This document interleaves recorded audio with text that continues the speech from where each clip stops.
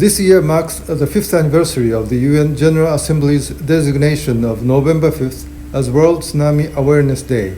This date was chosen from a real story in Japan in 1854, when a farmer, predicting the imminence of a tsunami striking the coast just after the earthquake, put fire on the newly harvested stack of rice straw to alert the villagers, urging them to evacuate, and saved so many lives.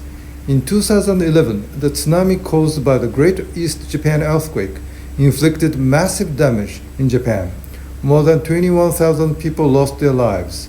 With the generous support of the international community, Japan has been able to build back better from the disaster. I wish to take this opportunity to express Japan's deep gratitude for your kind support. This recent experience reminds us of the importance of raising public awareness of the risk posed by tsunami. It also teaches us the significance of international cooperation to mitigate its impact in all phases of prevention, preparedness, response, and recovery. Japan will continue to share its expertise and lessons learned and continue to work closely with countries in need to implement the Sendai Framework for Disaster Risk Reduction. It is my sincere hope that this World Tsunami Awareness Day will help remind the people of the human security risk that tsunami could pose in coastal areas all over the world. Japan will continue to be at the forefront of international cooperation to address this challenge. The earthquake and tsunami that occurred in Chile in 2010 marked a turning point in our history of natural hazards. We realized the importance of effective planning for disaster risk reduction strategies and their mainstreaming among the community.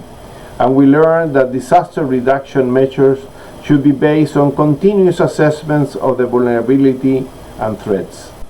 The risk assessment must reflect the dynamic nature of the environment, especially in contexts such as the current one, in which the COVID-19 pandemic affects communities internationally on many different levels. 2020 has posed new challenges to the global community, and is also the year in which we enter the decade of action for sustainable development, and this is the year Sendai Framework Target E. And we are happy to see that more than 100 countries have reported on the Sendai Framework target.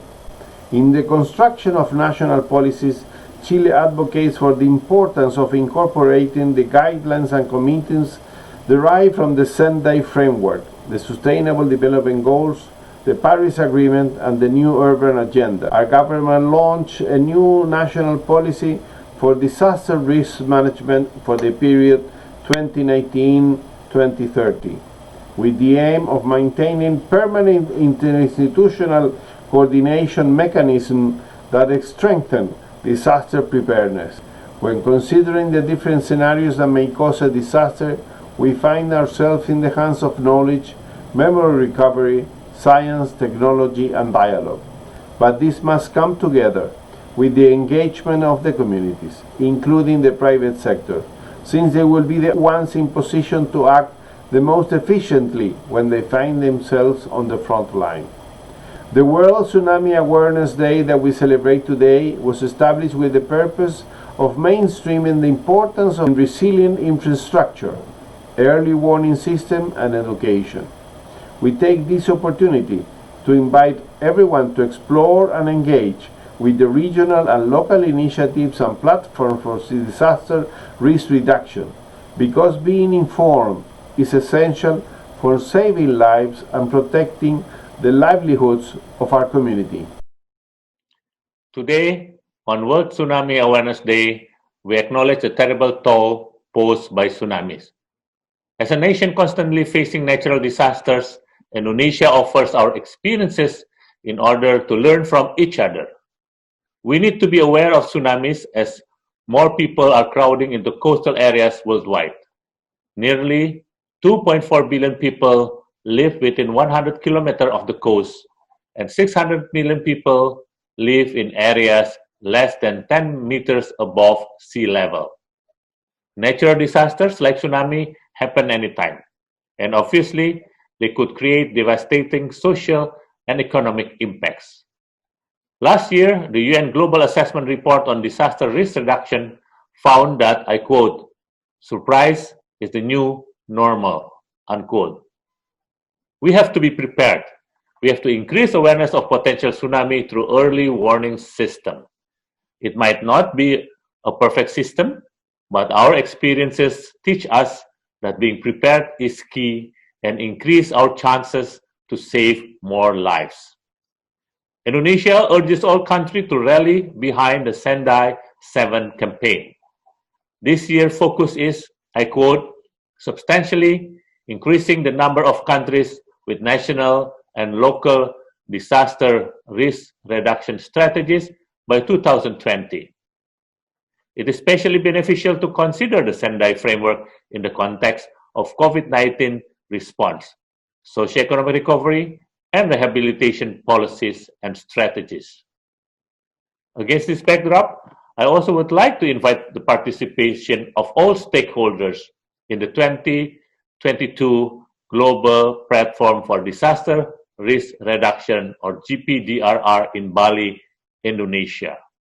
I believe that the GPDRR biennial gathering will serve as an excellent forum to discuss various issues, including in handling COVID-19 pandemic as a non-natural disaster cluster. I thank you.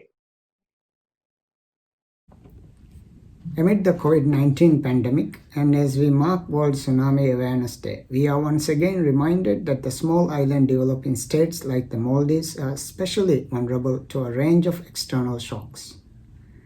The December 2004 Indian Ocean tsunami impacted 1 in 3 people in the Maldives and wiped 62% of the country's GDP at the time.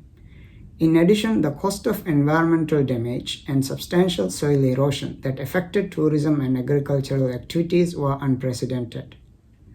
Following the tsunami, we have increased our capacity to implement disaster risk reduction strategies and made progress in saving lives and livelihoods through investments in disaster preparedness and response. By the year 2030, an estimated 50% of the world's population will live in coastal areas that are exposed to flooding, storms, and tsunamis. As the effects of climate change are impacting our societies, we must accelerate progress to develop new and review existing national and local disaster risk reduction strategies in accordance with the Sendai framework for disaster risk reduction. The impact of COVID-19 during the existing climate emergency has demonstrated how unprepared we are to prevent new disaster risks, highlighting the poor understanding of the systematic nature of the risks and interdependencies between the sectors.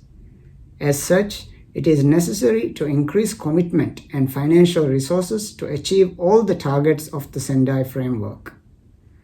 Maldives urges the international community, the United Nations system, development banks, and international financial institutions to develop a shared agenda to support countries on building back better after a disaster to reduce future impacts. Thank you.